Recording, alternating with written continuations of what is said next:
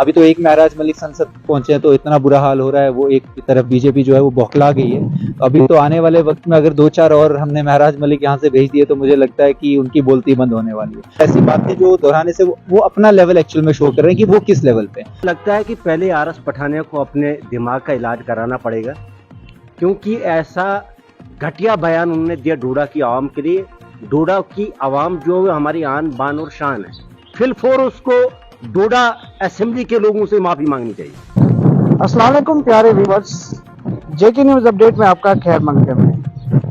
Viewers, जैसा कि आप सबको मालूम है कि रणवीर सिंह पठानिया, जिसको आरएस पठानिया के नाम से भी जाना जाता है, उधमपुर ईस्ट से उन्होंने इलेक्शन लड़ा है और अब मेंबर ऑफ लेजिस्लेटिव असेंबली है। और आप सबको मालूम है कि आरएस पठानिया ने एक बयान दिया जिसमें यह कहा गया कि जिन लोगों ने भी महराज मलिक को चुनकर इस असेंबली में भेजा है, यहीं से उनके स्तर का पता चलता है। यानी स्तर का मतलब हम समझ सकते हैं कि लोगों की मेंटालिटी पे कहीं ना कहीं पे जो है वो सवालिया निशान उठाए जा रहे हैं। यानी अच्छी मिकदार में उनको वोट आए और यहाँ से जब उनको असेंबली में भेजा गया, क्या वो लोग जो थे वो गलत थे?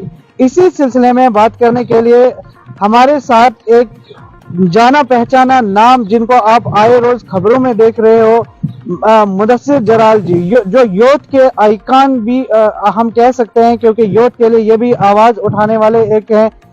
तो आज इन्हीं से बात करेंगे। ये जो आरएस पठानिया ने सर जो बात की, आपको क्या लगता है कि किस हद तक उन्होंने जो है यहाँ के लोगों का निशाना बनाया? First of all thank you so much कि आपने टाइम निकाला मेरे लिए।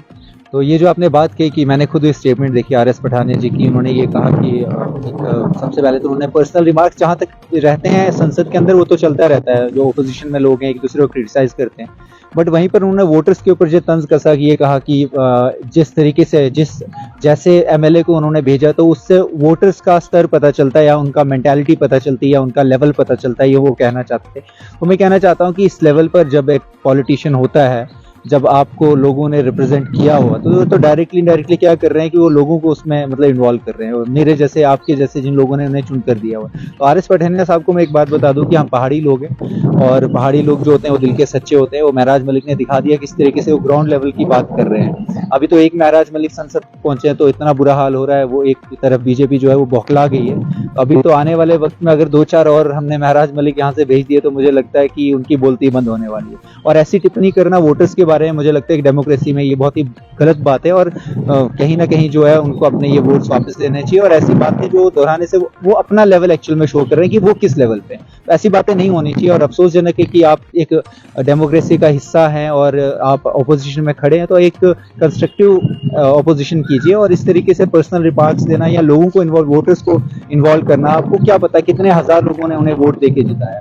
और ये एक ऐतिहासिक जीत थी उनकी कि एक तरफ बीजेपी की तरफ से प्राइम मिनिस्टर मोदी जी यहाँ तक डोडा में आए हुए थे और उसके बावजूद एक बंदे ने सिंगल हैंडेडली एक तरफ से वोट जीत कर, इलेक्शन जीत कर जो है सीट निकाली, और वो भी एक ऐसी पार्टी जिसका नामो निशान जम्मू कश्मीर में नहीं था। तो वो क्या कहना चाहते हैं, क्या सवाल उठाना चाहते हैं कि भाई ये लोग बेवकूफ है, लोग अकलमंद है, लोगों ने पहली बार अनबायास तरीके से वोट किया है, भारी मात्रा में एक ऐसे इंसान को ग्राउंड लेवल से उठाकर संसद में पहुंचाया जहां पर वो उन लोगों की आवाज बनकर आज खड़े हुए हैं। और ये तो अभी शुरुआत है। मैं ये कहना चाहता हूं कि उन महराज मलिक ने जो है एक यूथ को इंस्पायर किया, वो यूथ आइकन बन चुके हैं। और आने वाले वक्त में आप देखेंगे ये जो ऐतिहासिक जीत थी इसका आप असर देखेंगे कि किस तरीके से यूथ पॉलिटिक्स में आएगा और पॉलिटिक्स का नक्शा बिल्कुल बदल के रख देंगे वो।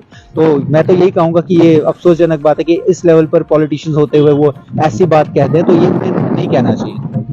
हम बीजेपी की अगर बात करेंगे तो शगुन प्रयास जी जो है, उन्होंने कहा कि जब से आर्टिकल 370 टूटा है, आर्टिकल 370 के बाद जो है जम्मू कश्मीर को बहुत ज्यादा फायदा हो, चाहे वो टूरिज्म का हो, चाहे वो अनएम्प्लॉयड यूथ की बात करें तो उनको भी बहुत ज्यादा फायदा हुआ। इसको आप किस नजरिए से देखते हैं? हाँ, ये फायदा हुआ है कि 10 सालों में किसी की नौकरी नहीं लग रही है, कोई उनसे उनका जो है एक हिसाब से जो एक ड्राइव चलती थी रिक्रूटमेंट की वो बंद हो चुकी है। और जो भी ड्राइव्स हुई हैं उसमें भी इतनी ज्यादा अनसर्टेनिटीज हुई है, इतनी ज्यादा घोटाला हुआ है, करप्शन हुई है, ये हुआ, हमने तो कुछ भी नहीं देखा। डेवलपमेंट के नाम पर जो है वो लड्डू खिलाते जा रहे हैं। आप जोर जबरदस्ती करके अनडेमोक्रेटिक वे में लोगों के ऊपर कोई चीज मुसल्लत कर लेंगे तो भाई ये तो मुझे लगता नहीं है। तो कौन सी डेवलपमेंट की बात कर रहे हैं? तो बात उठाई जा रही है ना कि असेंबली में तो ये कहा जा रहा है ना कि लोगों को ही फायदा है। क्या लोगों का क्या फायदा हो, मुझे बताइए। हमारे जैसे लोगों का क्या फायदा हो? हमारे जॉब राइट्स थे वो चले गए, हमारे लैंड राइट्स थे वो चले गए, हमारे साथ में और भी स्टेट हैं जो जिनको स्पेशल स्टेटस मिला हो, उनके ऊपर फोकस क्यों नहीं किया जा रहा है? और बार बार सिर्फ जम्मू कश्मीर के ऊपर ही फोकस क्यों किया जा रहा है? तो हमारे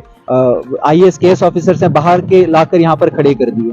अच्छा, उसके अलावा जो ठेके दिए जा रहे हैं, कितनी बार महराज मलिक ने ये बातें कही कि जो ठेकेदार हैं, जो भी कॉन्ट्रैक्टर्स हैं, वो बाहर के यहाँ पे। तो इसका एक सोची समझी साजिश के तहत इस जम्मू कश्मीर को इकोनॉमिकली वीक कर दिया जा रहा है। अनएम्प्लॉयमेंट, पोवर्टी, एजुकेशन का स्तर आप देखिए, क्वालिटी देखिए कहाँ बद से बदतर हो चुकी है। हमारे डिस्ट्रिक्ट में देखिए कितनी सारी स्कूल्स जो है वो मर्ज करने के कगार पर आ चुके हैं कि वो मर्ज करना पड़ रहा है। तो पता नहीं इसके बाद उनको कौन सी डेवलपमेंट दिखाई। हाँ, अपनी पर्सनल डेवलपमेंट जरूर उन लोगों की हुई है क्योंकि वो बड़े बड़े ठेके उन्हें मिल चुके हैं, वहां से वो पैसा खूब कमा रहे हैं। तो अपने पर्सनल लेवल पर बीजेपी वालों का डेवलपमेंट हुआ है।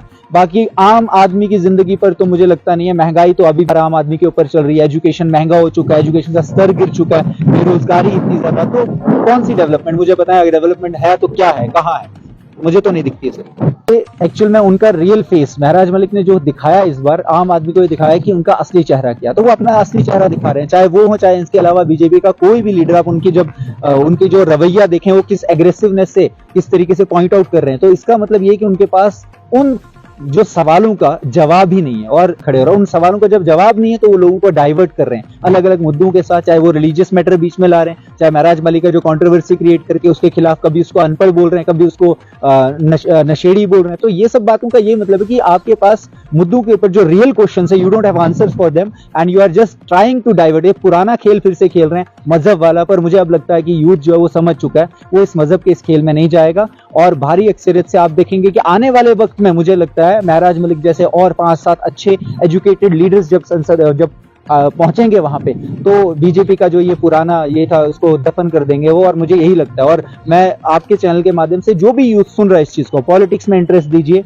और पॉलिटिक्स में कदम रखिए और पॉलिटिक्स को समझिए और जानिए। ये आपका अधिकार है, ये आपका हक है। आप इसको जो है इससे डाइवर्ट मत रहें और जानिए अपने आप को। और अपने एरिया से ईमानदार सच्चे लोगों को चुनकर खड़े कीजिए और एक महराज मलिक की ताकत बनिए। एक से जगह पर 10 हो जाएं और फिर देखिए किस तरीके से जो है ये जो घटिया राजनीति आज तक चलती आ रही है, जो हमने देखा मजहब के नाम पर, इसे खत्म करने का दौर जो वो आ चुका है और रियल डेवलपमेंट की तरफ जाने का दौर आ चुका है।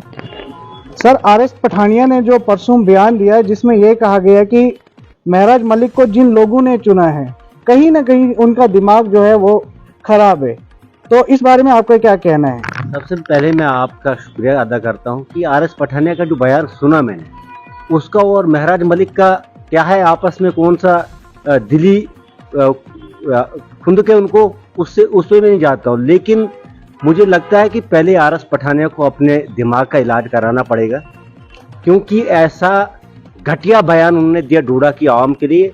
डोडा की आवाम जो हमारी आन बान और शान है, चाहे कोई भी लीडर है। अगर महराज मलिक को उन्होंने जिताया, हमारी आवाम जो है एक बाशूर आवाम है। इसमें हमारा एक बड़ी मिसाल जो भाईचारा हमारा जो हिंदू मुस्लिम भाईचारा है। लेकिन RS पठानिया को ऐसे नहीं बोलना चाहिए था कि डोडा के लोगों का दिमाग वो किस दिमाग के लोग हैं जिन्होंने महराज मलिक को चुन के भेजा। और अगर मैं ऐसे ही बयान उनके लोगों के लिए दूं तो मेरा शोभा देता है। तो आपसी रंजिशें हो सकती है लीडरों की, लेकिन पूरी आवाम को टारगेट करना ये शोभा नहीं देता है। फिलफोर उसको डोडा असेंबली के लोगों से माफी मांगनी चाहिए। यानी महराज मलिक से माफी मांगनी चाहिए या कि डोडा के लोगों से माफी? नहीं, महराज मलिक और उसका आपसी तनाव हो सकता है, लेकिन हमारे गरीब दयानतदार और ईमानदार लोगों पे उसने उंगली उठाई, हम ये बर्दाश्त नहीं कर सकते हैं। उनको माफी मांगनी चाहिए डोडा की बुंजा असेंबली के लोगों से कि ऐसा बयान और वापस लेना चाहिए, माफी मांगनी चाहिए। और मैं गुजारिश करता हूं स्पीकर साहब से या अपोजिशन लीडर सुनील शर्मा जी से कि उसको फिलफोर इलाज कराया जाए दिमाग का, क्योंकि ये लोग वो लोग हैं। मैं बताऊं आपको, इन लोगों ने 2014 में शक्ति जी पड़ियार को जिताया इधर से। तो अगर इनका लोगों का दिमाग खराब होता तो फिर शक्ति जी नहीं जीतते। उसको भी मुस्लिम लोगों ने वोट दिए थे और उसने पूरी हिंदू मुस्लिम भाईचारे पे ठेस पहुंचाई है। उसको फिलफोर माफी मांगनी चाहिए। महराज मलिक तो हमेशा जो है वो असेंबली में यूथ की बात करते हैं और साथ साथ में इन्होंने यहाँ पे जीएमसी हॉस्पिटल की भी बहुत सारी बातें की, जिसमें कहा गया है कि जीएमसी में बहुत सारी कमी है। इस बारे में आपका क्या ख्याल?